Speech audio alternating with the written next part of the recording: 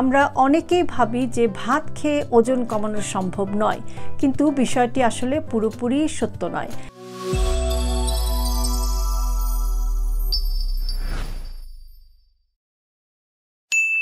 Hello viewers, আসসালামু আলাইকুম। শুরু করছি আজকের হেলথ হ্যাক।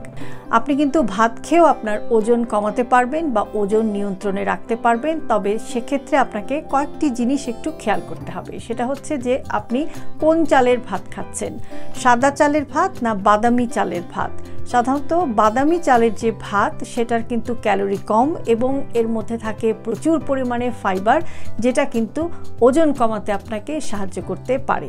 ভাতটি আপনি কিভাবে রান্না করছেন সেটিও একটি বিষয়। আপনি যখন ভাত রান্না করবেন তখন চেষ্টা করবেন যে বসানো ভাত নয়, আপনি ট্রাই করবেন যে ভাতের যে মাড় থাকে সেই মাড়টাকে ফেলে দিয়ে ভাতটাকে রেডি করতে। কেননা এই মাড়টা যদি আপনি ফেলে দেন তাহলে ভাতের মধ্যে যে স্টার্চি বিষয়টা বা কার্বোহাইড্রেটের যে পরিমাণটা, সেই স্টার্চটা কিন্তু কিছুটা কমে গিয়ে সেখানে কিন্তু ক্যালোরির পরিমাণটা কমে আসে। কাজেই আপনাকে কিন্তু বসানো ভাত নয়, ভাতের মাড় গেলে খাওয়ার অভ্যাস করতে হবে, যেটি কিন্তু আপনার ওজন কমাতে আপনাকে সাহায্য করবে। এবং আপনি যখন ভাত খাবেন খুব বেশি গরম ভাত খাবেন না, ভাতটাকে একটু ঠান্ডা করে আপনি খাওয়ার চেষ্টা করবেন। সেটা কিন্তু দেখা যাবে যে আপনাকে অনেকক্ষণ ফুল রাখবে এবং একটুখানি যদি আপনি ঠান্ডা ভাত খান তাহলে আপনার পরিমাণেও একটু কম খাওয়া হবে, যেটা আপনার ওজন কমাতে আপনাকে সাহায্য করবে।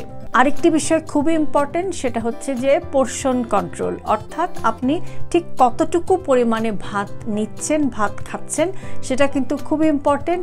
আপনি যদি একটি প্লেটকে চিন্তা করেন, একটি হেলদি প্লেটের ডিজাইন এরকম হতে হবে যে একটা প্লেটকে আপনি যদি 4টা ভাগে ভাগ করেন তাহলে এর একটা অংশে থাকবে ভাত বা বেসিক যে কার্বোহাইড্রেটটা, একটি অংশে থাকবে হচ্ছে প্রোটিন অর্থাৎ মাছ এবং মাংস, মাছ অথবা মাংস, আর যে বাকি 2 ভাগ রয়েছে এই 2 ভাগের মধ্যে কিন্তু আপনাকে ভেজিটেবল যোগ করতে হবে, অর্থাৎ শাকসবজি থাকবে বাকি 2 ভাগের মধ্যে। আমি আবারও রিপিট করছি, একটা প্লেটকে যদি আপনি 4টি ভাগে ভাগ করেন তাহলে এর 1 ভাগে থাকবে হচ্ছে ভাত বা কার্বোহাইড্রেট, আরেক ভাগে থাকবে হচ্ছে প্রোটিন এবং বাকি অর্ধেকটা জুড়েই থাকবে মৌসুমি যত ধরনের শাকসবজি আছে সেগুলো। তাহলে কিন্তু সেটা হেলদি ডিজাইন হবে এবং আপনি যতটুকু ভাত খান সেটা আসলে একবারই নেওয়ার চেষ্টা করবেন।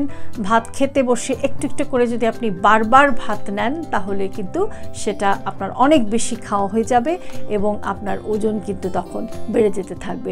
আরেকটি বিষয় খুবই ইম্পর্টেন্ট, ওজন কমানোর ক্ষেত্রে আপনি ভাত নয় যে কোনো ডায়েট দিয়ে যদি আপনি ওজন কমাতে চান, আপনাকে সবসময় একটা টোটাল ক্যালোরি ইনটেক হিসাব করতে হবে।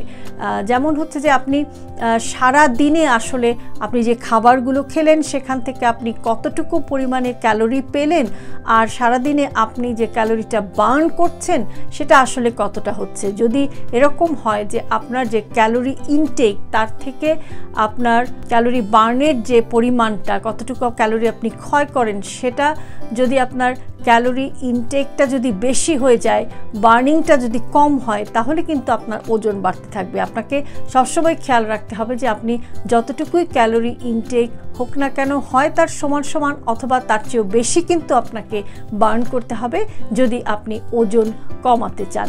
তো এই জিনিসগুলো যদি আপনি একটু মেনে চলেন তাহলে কিন্তু ভাত নয়, ভাত ছাড়াও আপনি আপনার পছন্দের খাবার খেয়েও কিন্তু যদি একটু পরিমিতভাবে একটু খেয়াল করে যদি আপনি খাবার খান তাহলে কিন্তু আপনি পছন্দের খাবার খেয়েও আপনার ওজনটাকে নিয়ন্ত্রণে রাখতে পারবেন। তো আমার আজকের ভিডিওটি যদি আপনাদের কাছে ভালো লেগে থাকে তাহলে অবশ্যই ভিডিওটিতে একটি লাইক দেবেন, কমেন্ট করবেন, আপনার ফ্রেন্ডস অ্যান্ড ফ্যামিলির সাথে ভিডিওটি শেয়ার করবেন।